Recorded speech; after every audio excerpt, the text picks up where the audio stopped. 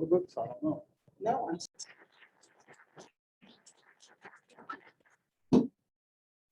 Thank you, Ben, for that wonderful introduction. And I really want to thank the Sunday with Friends group for inviting John and me here today, and also the Abingdon Library, Molly. And I think this is about my fourth time to be speaking in this library. And I always remember these as my very favorite readings that I've done, because the audiences are always so wonderful. So thank you to all of you for being here, and especially on such a beautiful day. And thank you to the people who are watching on Zoom. So when my second novel, Original Sins, came out, John and I decided to do what we called our dog and pony show. We couldn't decide who was the dog and who was the pony. We used to fight over that, but we would, John would speak about things that he had come to understand through his research on Southern culture and through surveys and polls. And then I would read sections from my fiction that would illustrate my coming to similar conclusions through my own methods of fiction writing. So it was a lot of fun. And when we decided to do today's talk together, we realized it was going to be very hard to figure out a way to tie together a book on the history of barbecue and a murder mystery set on a cruise ship. So, but I think I have found a way to do it, which I will reveal later in my part of the talk. First, I wanted to say a bit about my new book. It's my 9th published work of fiction, my 12th published book, and it began its life as a murder mystery set on a cruise ship. And what inspired it was that Ina Danko and I were traveling for 42 days on the Queen Mary 2 from Hong Kong to Brooklyn. And the first thing that we did was to take a tour of the Queen Mary, which is, of course, a vast ship. So the tour took several hours. And one of the first places that we went to was the clinic, where we saw the refrigerated morgue that can hold 4 bodies of people that might die on the upcoming cruise. So this intrigued us, and during the rest of the cruise, we started trying to figure out if we murdered someone, where would we stash the body? So we found several good spots, and I decided that I would write a murder mystery set on a cruise ship. So in the mornings, I would stay in our cabin and read and write and think. And Ina would go out and join the life of the ship. She would go to the swimming pool or to the laundry room to do our laundry, or to lectures in the auditorium, or she would take workshops, line dancing she took. She often went to the casino and gambled.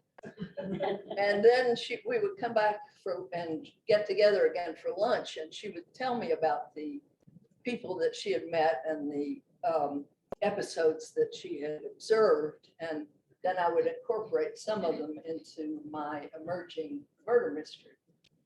So in the course of her research, she discovered one woman who was particularly obnoxious, and we decided that she needed killing. So I was going to turn her into the victim of my murder mystery. So I worked very hard, and I got a long first chapter for my murder mystery. And when we got back to the US, I read it, and I realized that I lacked the skills to write murder mysteries. So I put it in my drawer and forgot about it. And then a couple of years later, I pulled it out again and read it. And I realized that although I didn't have the skills to write murder mysteries, it was a very good first chapter for the kind of fiction that I do like to write, which is quest novels. I love to write about a protagonist who has various experiences, goes on journeys, and learns who he or she is and what he or she is supposed to be doing with his or her life. Many of you have probably read, some of you probably know the author Lee Smith. She said to me one time, there are only two types of stories in all world literature. In one type, someone takes a trip, and in the other type, a stranger comes to town. So obviously the quest novel is in the first category, someone takes a trip. And there are a lot of examples of really compelling quest stories in Western literature, like the Pursuit of the Holy Grail or the Pursuit of the Golden Fleece, or the most famous one is the Odyssey, of course. And I realized that the Odyssey is set in the Mediterranean, and the Queen Mary, when we were on it, spent quite a bit of time traversing the Mediterranean. So I decided it would be fun to try to write a modern day parody of the Odyssey. So my protagonist, my Odysseus, is named Jessie Drake, and she's an ER doctor in Burlington, Vermont. And the reason I made her a doctor was that I grew up in a family of doctors, three of whom are here today, my siblings, and my father and my grandfather were doctors. So I spent my whole childhood sitting at dinner tables listening to details of the latest operation or accident, or so I had a big backlog of medical knowledge, and I decided this would be a good way to use it. And the other reason I wanted to have a protagonist be a doctor was that I was supposed to be a doctor too, but I had a blood disease when I was 7, and my nose wouldn't stop bleeding for about a month, and I had bruises all over my body, and I developed kind of a blood phobia. So I decided to become a writer instead. And that way I could just write about blood and not have to look at it. So anyway, my protagonist, Jessie, her lover of 20 years is a writer named Kat, and she has recently died. And her parents have also recently died. So Jessie is in Vermont in a terrible funk when she gets an email from a man named Ben Armstrong, with whom she had an affair when she was in medical school. And he's in charge of a clinic on a cruise ship called the Amphitrite. And he invites her to join him to help run the clinic on a cruise from Hong Kong to Brooklyn. So she accepts, thinking that maybe it will help jar her out of her funk. And so while she's on the ship trying to come to terms with death, Ben is meanwhile trying to reignite their love affair. And there's also a very attractive younger woman on the ship named Mona Paradiso, and she's an opera singer who has fallen on hard times and has become the singer with the orchestra on the ship. So she starts a sort of half-hearted affair with Ben, but she also has a crush on Jessie. So as they travel through Southeast Asia, through the Middle East, across the Mediterranean, through the Straits of Gibraltar, up to Southampton and the UK, and then over to Brooklyn, Jessie is struggling to come to terms with death, and this complicated triangle is going on all around her, and she's trying to decide whether she can open herself up and love again, or whether she even wants to. And meanwhile, there are all these minor characters who have no interest in death whatsoever.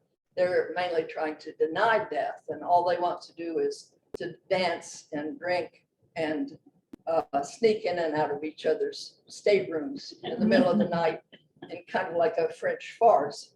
So when this book came out, one reviewer said, this is the most depressing voyage since the Titanic. And another reviewer said, well, this book had me rolling on the deck with laughter. But luckily, there were a few reviews, one of them by John Lang, who's here today, who John wrote a wonderful review in which he understood that I was trying to do both comedy and tragedy. Because it seems to me that over the course of a lifetime, we all experience a lot of happiness and a lot of sadness, and that the way, if you focus too much on the happiness, you become a clown. And if you focus too much on the sadness, you become a basket case. So the secret is to find a way to balance them. And that's what I've tried to do in all my novels, is to find a balance between the comedy and the tragedy.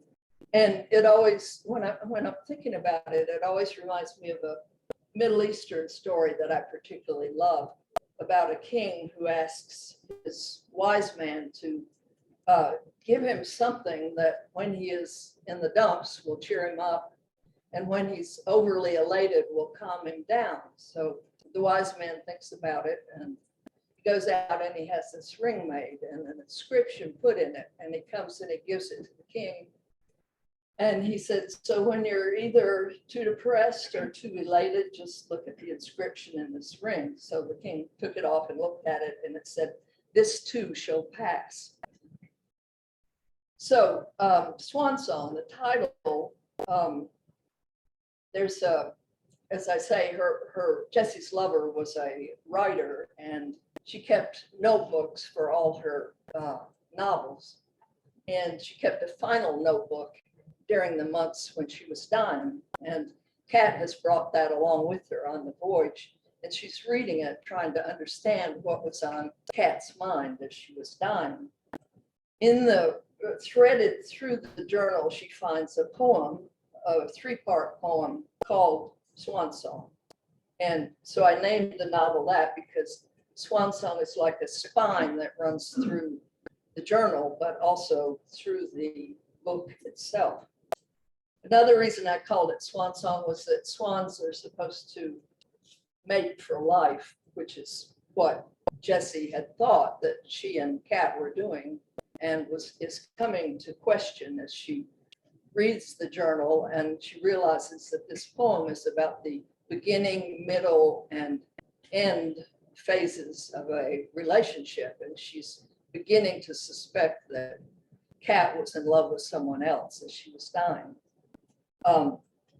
Another reason I called it Swan Song is that in Greek myth, swans don't have a call like ordinary birds, but in Greek myth, it's said that although they don't utter a sound during their lifetimes, while they're dying, they give out a glorious, unearthly melody. So this is what the poem Swan Song is, that Kat emits as she's dying. So anyway, now we're at the big reveal when I show how John's book and mine relate.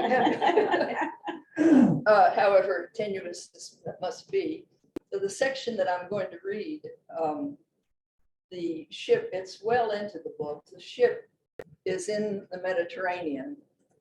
The previous evening, the captain of the ship has received a message from the Coast Guard saying that a Zodiac full of Sudanese refugees is sinking, and that the Amphitrite is the closest ship. So by maritime law, they're compelled to go rescue the drowning refugees.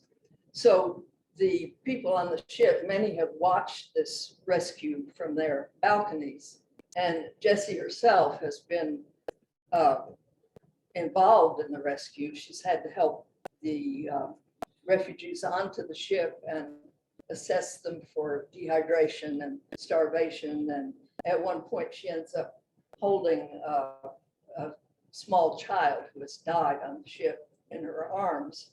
So she's very upset, along with many of the passengers. So the captain decides he's going to cheer everybody up by, on the top deck of the ship, he's going to throw a Texas barbecue. So they're all dressed up. The passengers on the ship just love to dress up at the drop of a hat. So in this scene, there's Jessie, who's the protagonist, the ER doc. It's from her point of view.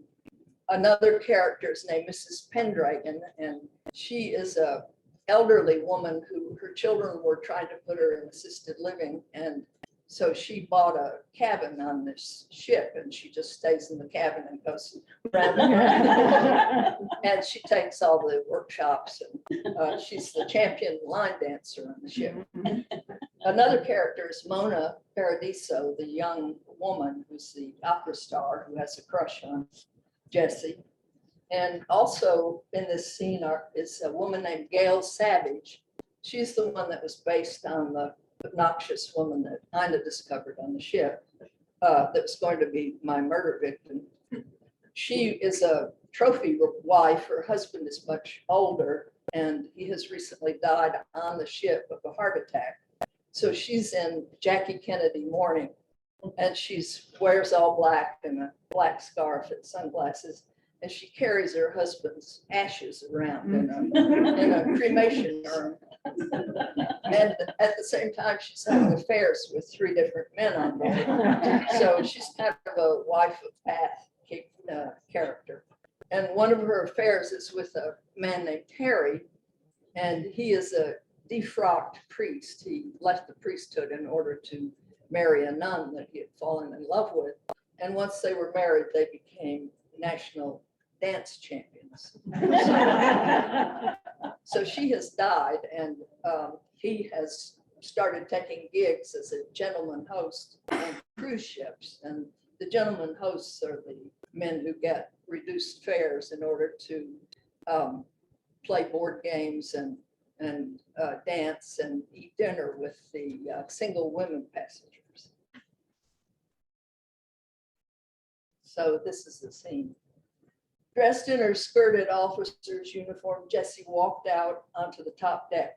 It was packed with oil tycoons in 10-gallon hats, Miss Kitties from Gunsmoke, a Lone Ranger in a black mask, several Davy Crockett's in fringed leather, renegade Indians, kerchiefed bandits, and some Dolly Partons. Many were swilling Jack Daniels or Coronas. Ribs from an entire herd of steers were roasting on smoking grills, tended by a platoon of chefs in tall white hats. Long tables held huge vats of coleslaw, baked beans, and potato salad. Platters were piled high with sliced tomatoes and ears of corn. Giant baking tins held oozing fruit cobblers. It felt obscene to Jessie after her night with the starving refugees, but she kept her gloomy thoughts to herself. Mitch, the cruise director, wore sleeve garters and a brocade vest. It was unclear whom he thought he was impersonating. Bat Masterson, maybe. He yelled through a microphone until he had quieted the crowd enough to announce that the line dancing class was going to perform a new routine called Cotton-Eyed Joe. Recorded country music blasted across the roof deck, and the dancers launched into a number that involved circling their arms overhead as though lassoing steers while shuffling their boots in intricate patterns. They wore cowboy hats, which they periodically removed to twirl in time to the music. The best dancer of all was unquestionably Mrs. Pendragon, the permanent passenger, who was giving quite a show in her tight jeans, pearl-snapped cowboy shirt, and tooled leather boots, hopping and stomping and slapping her boot heels. Once their dance had concluded, Captain Kilgore took Mitch's mic and said, "If you'll look off our starboard side, you can see the famous Rock of Gibraltar, one of the pillars of Hercules, and off our port side is the other pillar, Morocco's Jebel Musa. On these pillars in ancient days was said to be posted the message Ne plus ultra, meaning no more beyond, a warning to sailors not to venture into the dangerous ocean that raged by the far side of the pillars. And in fact, you will need to hold tight to your drinks tonight, folks, because it can get rather rough in the strait." Enjoy your barbecue supper, and I'll be back to reveal a special sunset surprise once we reach the Atlantic. Jesse moved to the starboard railing to inspect the rock, which resembled a crouching lion. The sails of some windsurfers billowed at its base. Further out, a couple of small fishing boats were trolling through the turbulent waters. In the distance, straight ahead, was a ferry crossing from Spain to Morocco. Mitch was calling for everyone's attention, so Jesse returned to the dance area. A song by Shania Twain called "Whose Bed Have Your Boots Been Under" erupted from the speakers. Some dogs caged in the kennels down the deck began to howl. A dozen chefs suddenly deserted their grills to invade the dance floor like a flash mob. Waving their butcher knives and barbecue tongs, they performed the electric slide in unison in their sauce-stained aprons and tall white hats. One chef took center stage to juggle 3 butcher knives while the audience whistled and cheered. Then Mitch invited the passengers to the buffet tables. People piled up their plates and headed to the chairs and dining tables, and cushioned sea chests full of life jackets scattered all around the deck. Mrs. Pendragon and several of her dance team snagged Jessie to sit at their table as she passed by. Mona mounted the central dais disguised as a Spanish flamenco dancer in a long red dress with flounces around the hem. Drago had parted and slicked back her auburn hair to resemble a severe bun and had placed a huge fake scarlet hibiscus blossom at the nape of her neck. A man in a fedora accompanied her carrying a guitar. He sat down and began playing an introduction that involved a lot of backhanded flicking of his fingers across the strings in a stabbing rhythm. Mona began to sing in Spanish. The song kept shifting from a major key to a minor one and back again. Jessie knew enough Spanish to follow the lyrics, which were expressing gratitude to life for all its gifts to human beings, the most precious one being love.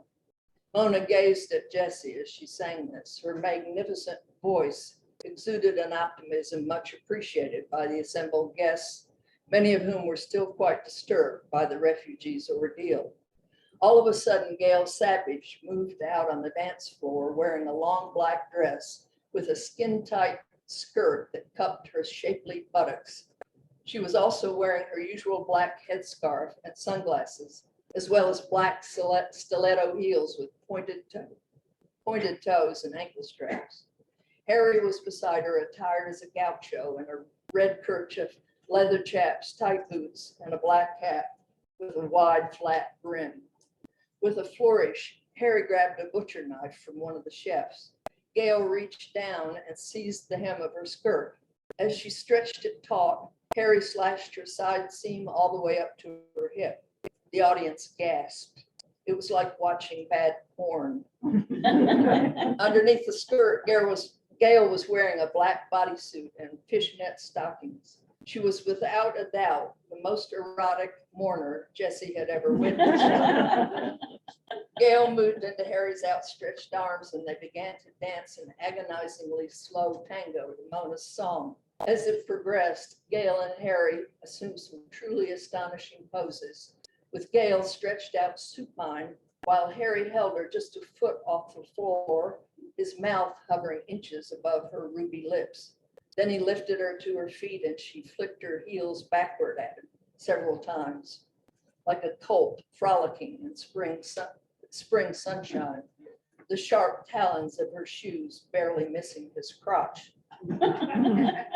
Men all over the ship reflexively folded their hands in front of their Jessie watched with admiration as Gail wove her long fishnet-clad legs behind and between Harry's legs and around his waist without missing a beat, flashing enticing glimpses of her black bodysuit. She was like an octopus with rhythm. Gail and Harry left the dance floor amid thunderous applause. I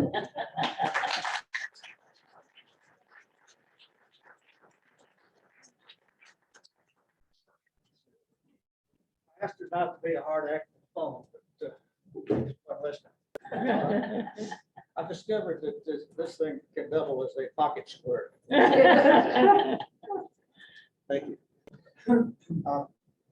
There's another thing we have in common that I thought of as she was talking. You know, she goes on cruises and writes novels about it. I go eat in barbecue restaurants and write about that. We both get good tax deductions. Hers are bigger than mine, I have to say.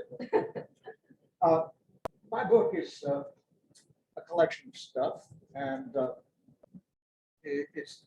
first and longest of the pieces in it is called the History and Present State of Southern Barbecue. And it is a history, but I'm going to talk about some of the other things in it today. First one, actually, I'm going to read, now that I'm an author, I can read. When I was doing this before, I was just a sociologist, so I had to speak sort of extemporaneously. But I'm going to start with the introduction that tells you what I'm doing and why. And I've got some pictures here, give you something to look at besides me. All right. I am an East Tennessean, and it may seem odd that I have written so much and been so opinionated about barbecue. East Tennessee is, after all, a place regrettably deficient in barbecue tradition. I'll hold that thought. I'll come back to it. In fact, I knew almost nothing about the subject until about 1960, when I visited my future wife and co-author Dale, who was then a student at Duke, and she took me to eat wood-cooked a whole hog barbecue at a place called Turnages in Durham. Pictures of Turnages and entry from the Yellow Pages. I love North Carolina barbecue from the first bite. It was like cigarettes, but I had to give those up.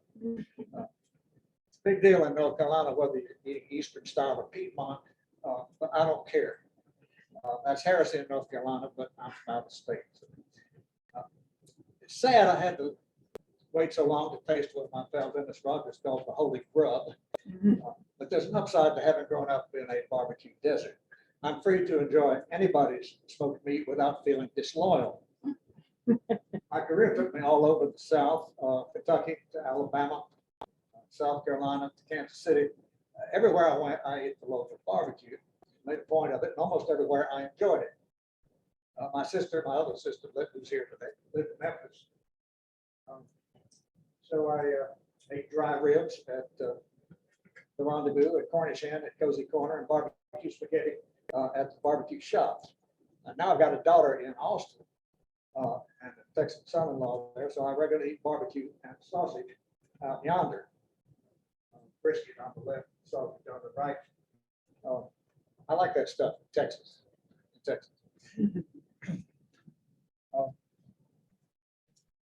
After my wife and daughter sent me to brisket camp at Texas A&M for my birthday in 2018, there we are at brisket camp. I've cooked some pretty fine brisket myself, if I do say so. So I've eaten a lot of barbecue over the years, and along the way, I reviewed a couple of books about it. I was a judge at the Memphis Bay International Barbecue Competition. There's a picture of that on the banks of the Mighty Mississippi. I wrote about that. Then the Southern Foodways Alliance asked me to talk about it at barbecue at one of their meetings.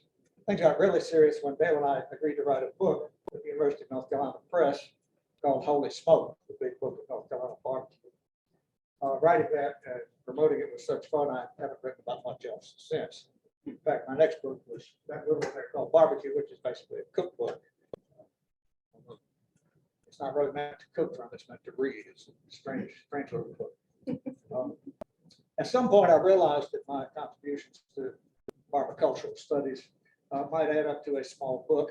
So in this one, I've collected those reviews and essays and magazine columns and newspaper op-eds, journal articles, along with some extracts from those two books. Nearly all of them have been published before. In fact, most of them collected before. But I suspect there are readers who might be interested in what I have to say about barbecue or aren't interested in anything else I've written. So this book is for them. I've tinkered a bit to eliminate repetition, but inevitably there's some remaining. Also, understandably, there's a disproportionate emphasis on North Carolina barbecue, because that's where I live, after all. And I do have a lot of strong opinions. Once upon a time, I didn't know enough to have any. In fact, I actually wrote once that I'd never met a smoked hog I didn't like, but I have now. You don't have to agree with my opinions. People often disagree about when it comes to barbecue. But I hope you find something in this book to think about. back to what I said about East Tennessee being deficient in barbecue tradition, one of the essays in this book is called going the wrong way here. I'll hold it upside down. What did I just do? Technology is not my friend.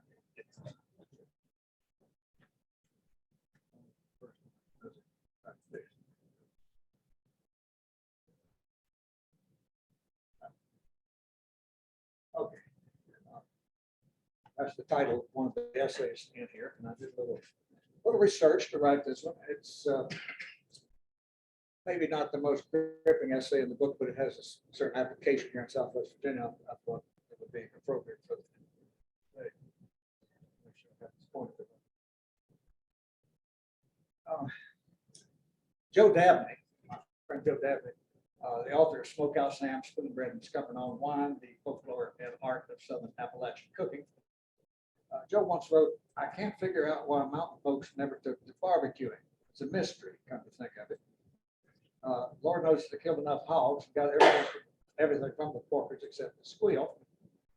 But," he said, "for whatever reason, my research for smokehouse didn't turn up much barbecuing in the mountains of North Carolina or Tennessee, Southwest Virginia either for that matter."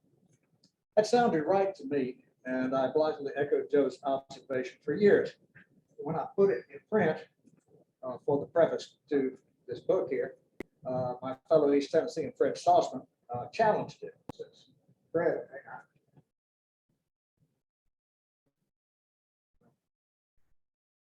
I thought I had a picture of Fred here, but I thought since Fred's written a few books about Appalachian culture and cuisine himself, I thought I'd better look into it.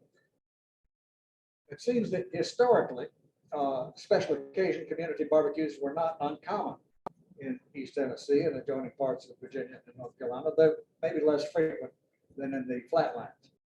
In 1923, for instance, the Kingsport Times reported 3 barbecues in its coverage area, 2 in Kingsport held by the Central Baptist Church, parenthesis colored, and the fundraiser to build a swimming pool at Martha Washington College here in Everett. That's the one you can barely read on the right there, but it's about the swimming pool barbecue. The practice continued through mid-century, with at least a couple of dozen reported by the Kingsport News in the 20 years after World War II. Many of these were in support of political candidates, evenly divided between Democratic and Republican. And politicians showed up at other events as well, going to it like flies. In 1950, for instance, a combination barbecue and real estate auction in Dandridge promised both speaking by congressmen and candidates for Senate. In 1953, fundraiser for Kingswood School offered meat prepared by Dennis Brown of Greenville, a barbecue specialist, and oratory of Governor Frank Clements. Barbecues also accompanied college homecomings and county farm bureau meetings. They were sponsored by Rod and Gun Club, the Bankers Association, and American Legion Post, and the Lonesome Pine Country Club at Big Stone Gap. They celebrated the openings of a high school in Rye Cove and a tobacco warehouse in Weber City. That tobacco warehouse opening had an address by Robert Porterfield, incidentally. Some of these events drew enormous crowds. 500 families at one, Sullivan County Farm Bureau meeting, over 1,000 at another. They seemed easygoing about what kind of meat to serve. A farm auction offered barbecue pork and beef, along with plenty of hillbilly music. A group preparing for a Farm Bureau meeting had procured a steer and 1,500 pounds of charcoal. Gordon Mills, shown here, held a barbecue for its 1,500 employees and their families that featured beef, pork, and mutton cooked on a 75-foot pit. But for some reason, the community barbecue tradition didn't make the transition to barbecue stands and restaurants in the way it did elsewhere in the South. In the 1940s and early 50s, a few advertisements and stories in the Kingsport News mentioned what would sound like barbecue stands, but they seem to have had a hard time making it on barbecue alone. In Kingsport, a half dozen advertisers had the word barbecue in their name, but their advertisements mentioned everything except barbecue. E&W barbecue, for example, on the Bristol Highway, open under new management, everyone welcome clean, wholesome food. That clean, wholesome food included steak, french fries, salads, included chicken dinners, filet lunches, included specializing in homemade chili, had steaks, chicken, and oysters to order. It's CW barbecue, but they don't mention their barbecue.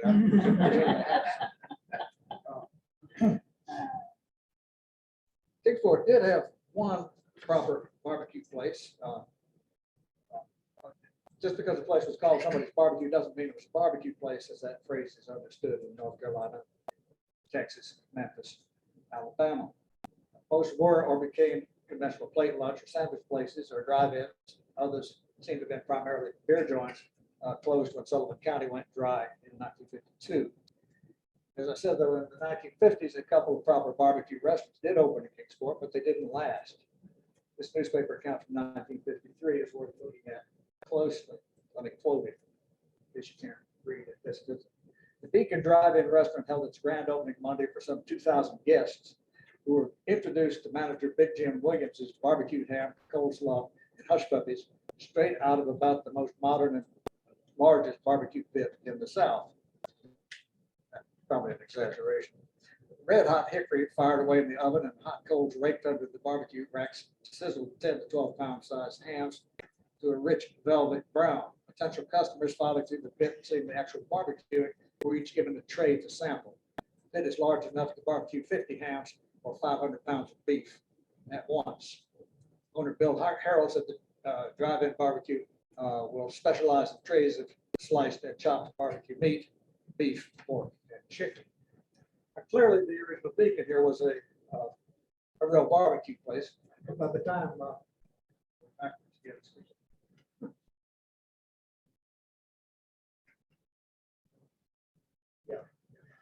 by the time my buddies and I were cruising in the late 50s, barbecue, I didn't notice the pits seemed to have been gone by then. They were there. I didn't notice. 75 feet long, you think I would. It turned into sort of a generic teen hangout that had burgers, hot dogs. If it still served barbecue at all, it wasn't a big deal. In fact, when the smokehouse opened in 1956, it billed itself as Kingsport's only real barbecue restaurant, implying that Beacon was no longer one of those. The smokehouse may not actually have been one itself. Its opening special, as you see, was a turkey dinner with all the trimmings. And although it did serve pig barbecue, beef and pork, and hush puppies, it also advertised country ham and biscuits, T-bone steaks, free coffee, and cinnamon rolls all day Thursday. In any case, it didn't last very long. Now, these days, there are some barbecue restaurants in East Tennessee and elsewhere in Appalachia, even a famous one, the Ridgewood in Bluff City. But unlike Eastern North Carolina, where barbecue restaurants essentially brought the community barbecue tradition indoors, or the North Carolina Piedmont, where you can trace a family tree of master-apprentice links from the Lexington pioneers, mountain establishments tend to be the fruits of individual entrepreneurs who brought in outside traditions or made it up as they went along. Consider the sausage they use. There's great sauce. In the place setting, he discusses 4 barbecue places with dramatically different offerings. At the Ridgewood that I mentioned, the Prophet family up the left, the Prophet family started selling barbecue in the 1950s after they ran into it on a trip to Daytona. They devised their own remarkable Kansas City style sauce to go with it. Broad Street Barbecue in Kingsport, top left. The owner learned to cook barbecue from a friend in West Tennessee, and he serves it with a Memphis style ketchup and molasses sauce. Mike's in Mountain City, which we saw actually yesterday, we drove past it, serves a unique 19 ingredient sauce invented by its founder, who describes himself as a self-taught pitmaster. Dixie Barbecue in Johnson City has closed, but it offered a sauce smorgasbord, thick and sweet, vinegar and pepper, mustard-based South Carolina style, mayonnaise-based Alabama white, and something called the sauce from hell. Fred Sauceman's list, one could add 12 bones in Asheville, which has won a Good Morning American prize for its blueberry chipotle rib sauce. And you could add the Phil Green Pit outside of Kingsport, which basically cooks barbecue the way Phil learned to do it on the barbecue competition circuit, which means Kansas City style. This independent streak extends to what is cooked. Many places offer beef or cook unusual cuts of pork. In North Carolina, we understand that barbecue means pork, but that understanding is not universal. Tommy Monk of Lexington Barbecue says that like nearly all places in Piedmont, North Carolina, we only use the shoulder. Someone else has a whole lot of hams. That somebody else might be the Ridgewood, which cooks only hams, like the Beacon Drive-In did when it was a barbecue place. But I'm now convinced that I was wrong to write that East Tennessee has no real barbecue tradition, which is what I wrote originally. It's fair to say it has no real tradition of barbecue restaurants, and what restaurants exist now don't adhere to any local tradition. I've changed what I wrote to say that East Tennessee is merely regrettably deficient in barbecue tradition. The question remains why that is so. As Joe Dabney said, that's a mystery. This next piece is there's another sign with bullet holes in it. Roy Bud Jr. said once he didn't want to live in a place where the road signs didn't have bullet holes in it. This next piece started as was an op-ed piece for the Raleigh News and Observer shortly after the 2016 election. North Carolina was supposed to be a battleground state, but it wasn't even close. So I tried to explain one reason it worked out that way.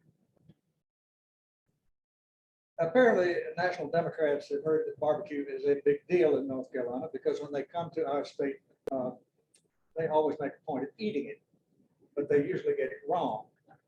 In 2000, for instance, Al Gore knew enough to stop by a big political barbecue, but a friend of mine who was on his campaign bus says that when Gore got off the bus, he put his suit jacket on.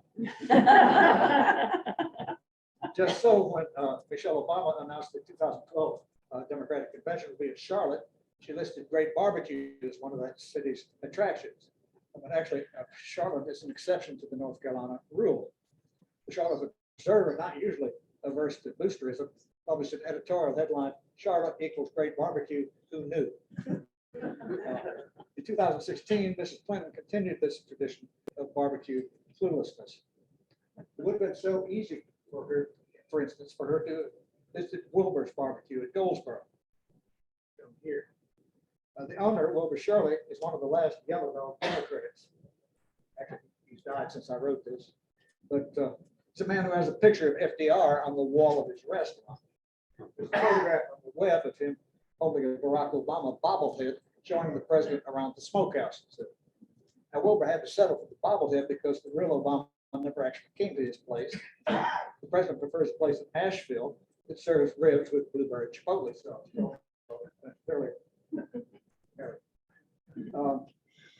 Now, he probably does like ribs because he's from Chicago, after all, fair enough. But trying to score barbecue points in North Carolina by eating ribs is like John Kerry asking for Swiss cheese on his Philly cheesesteak, or Sergeant Shriver going to a tavern in an Ohio mill town and saying, "Make mine a Courvoisier."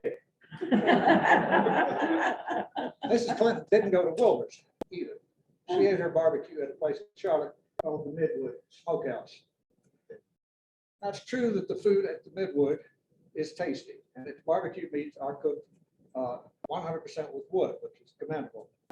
But eating there is not the way to show voters that you're in touch with what one could call deep North Carolina. First of all, it's in Charlotte.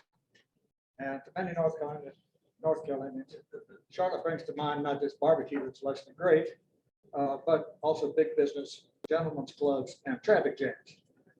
Charlotteans don't help when they suggest that the rest of us are, well, deplorable. One Observer reader wrote, for instance, "Charlotte has always suffered from an image problem. It will only change when people separate North Carolina and Charlotte in their minds." When Mayor Eddie Knox lost the 1984 Democratic gubernatorial primary, he may have been right to blame the Mecklenburg County thing. So for starters, Hillary ate her barbecue in the wrong town. Moreover, she ate it at a trendy place in a trendy neighborhood, a place with an executive chef on the upper left, a bar that gets equal billing with its barbecue, a menu that offers not just pork barbecue, but also barbecued ribs, brisket, burnt ends, prime rib, ground chuck, sausage, chicken, and salmon, served with your choice of 4 different sauces. Now, you often find this pick your meat, pick your sauce, International House of Barbecue approach in places like Charlotte that are full of people from many different barbecue traditions or none, but it's not the Tar Heel way. The one true faith North Carolina approach is exemplified by the Skylight Inn in Ayden, where Sam Jones says, when you come here, it's not what you want, it's how much of it. For all the political good it did her, Mrs. Clinton could have skipped the smoked meat altogether and gone to a tapas bar. I'm sure that Donald Trump knows as little about barbecue as Hillary does, but he got better advice. Somebody sent him to, where'd he go? Somebody sent him to Stamey's in Greensboro, a venerable place that advertises its old-fashioned barbecue. Somebody even told him what to order. That said, order chopped barbecue, sweet tea, hush puppies, slaw, and cherry cobbler, which he did. He came away with a photograph widely distributed that showed him standing with the restaurant staff, a fine, smiling cross-section of North Carolina working people, pretty much the kind of folks who turned out the next day to put him over the top. Big Harry Charlotte, that era. But, Trump got most of the rest of the state. I'm not saying that Hillary could have won by eating at Stamey's, but would it have hurt? I think maybe I'll stop now and let you all ask the questions. I hope you have someone wise that's going to join me up here.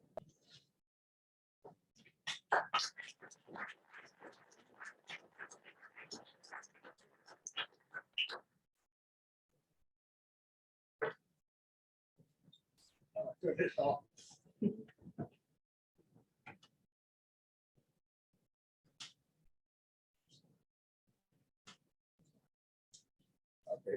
Familiar with Scott's barbecue out of Indiantown, South Carolina, or Stuckey, South Carolina. Scott's barbecue. Scott, oh yes, I do know Scott's.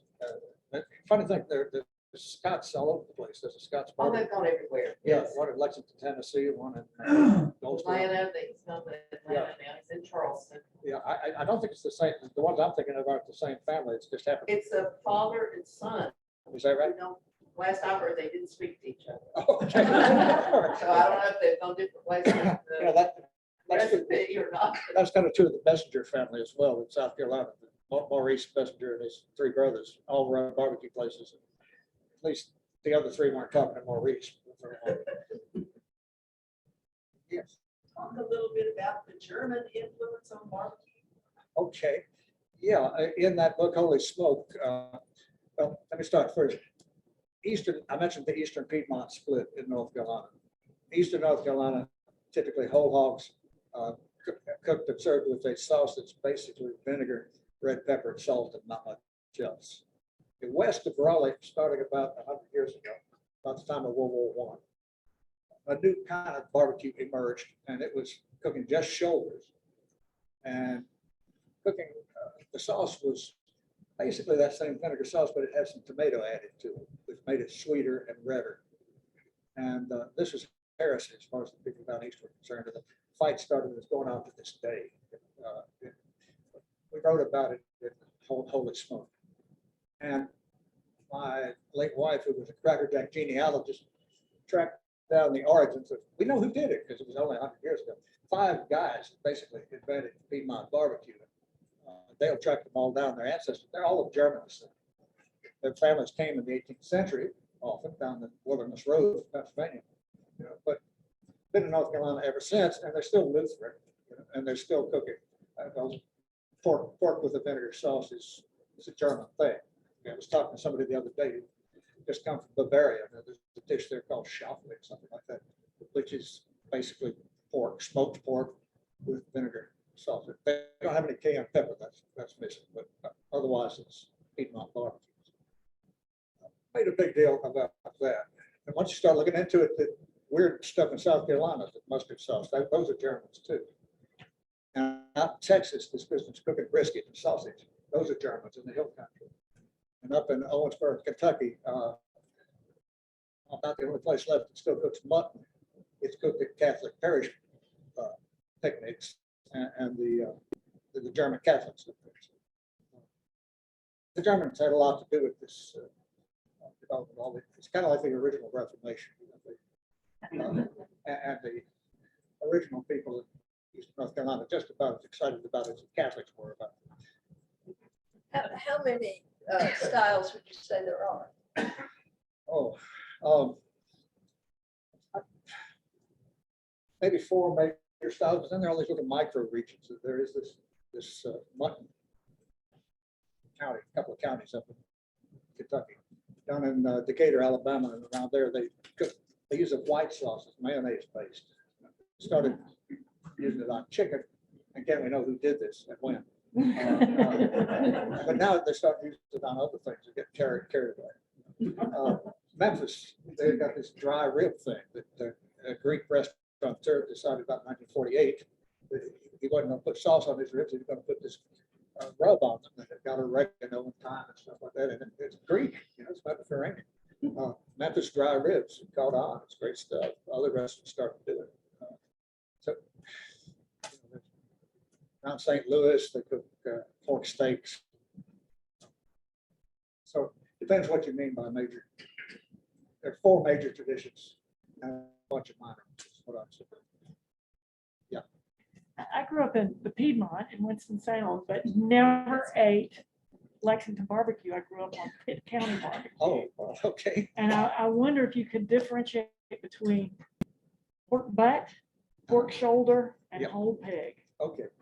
Yeah, pork butt is the top half of a pork shoulder. Okay, the bottom half is called the picnic ham. Okay. And butt and the ham, either one of them at the back end of the pig. These are at the front end. The real ham is back in the back, and so is the butt, I guess. But in Lexington and Salisbury, about 1918, they started cooking pork shoulders, and they still do. The whole hog tradition is an Eastern thing, and it's funny you should mention Pitt County, because I was just up in Portland, Maine last summer, and there's a barbecue place in Portland, Maine called Pitt County Barbecue, run by a young man from Pitt County who's cooking whole hogs over wood, doing it exactly right. Better barbecue in Portland, Maine now than you get in Pitt County these days. Wow. And he's doing it exactly right. Even the iconography is right. And he's got this sign in the window. He serves biscuits and gravy. He's got a sign that says hot biscuits now, and he had it made by the Dunkin' Donut, by the Krispy Krispy Kreme donut people. Yeah, Liza, I have a question for Liza. Would you remind us the significance of your title, Ken Flicks, for your first book, and then Ken Folks, but I don't know if that just a spit up, but tell us about Ken Flicks, the title. Well, Ken Flicks, the protest's mother, took home movies all the time, and the children started calling them Ken Flicks. So when I was trying to find the titles are always the hardest part for me on a book. So when I was trying to find the title for that one, I think you suggested Ken Flicks. I'm not sure, but I had everybody making lists, and somebody picked that out of the text and thought it would be a good title. And the publisher liked it because the way which I didn't realize at the time, but the way they printed the cover, it read like Ken Bucks. If you just looked at where is it? I never noticed that. I didn't notice it either. The editor told me years later that was what they liked about it. It does.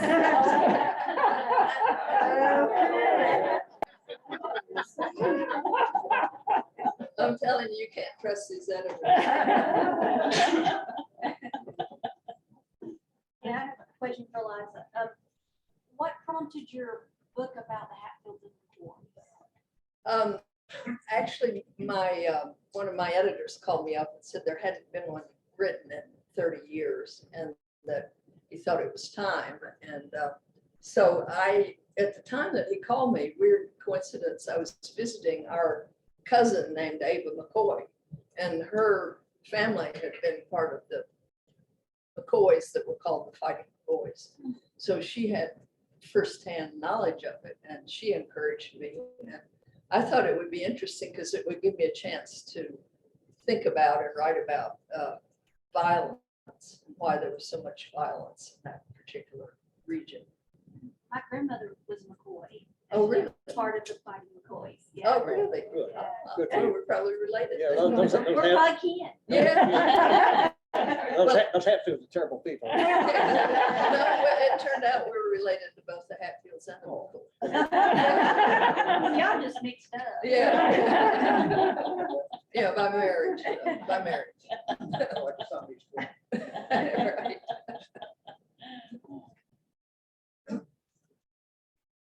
Now, this is a semi-serious, but also semi-satirical question. When's the South going to secede? When is the South going to secede? We tried it once, and it didn't work very well. But I'm looking for somebody else to lead the way this time, maybe California. Oh, what I was getting at, let's talk about the cultural differences these days.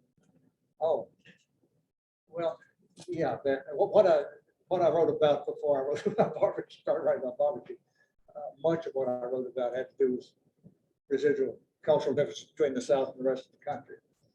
And my first book actually was called The Enduring South, because I found differences that were supposed to be going away that weren't. But I'm less confident now than I was then, because what I didn't anticipate, what nobody anticipated, was the extent of migration into the South starting in the 1960s. I know demographers who are experts on migration who were around at the time, and it took them completely by surprise. And not just white folks, but South black folks too. You know, nobody predicted that. So much of the South been sort of overwhelmed by folks elsewhere who don't know what barbecue is. So every time I need my batteries recharged, I go down to Mississippi or Alabama. But, the parts there that sort of untouched by migration, but there's not a lot of South left, but it's that way.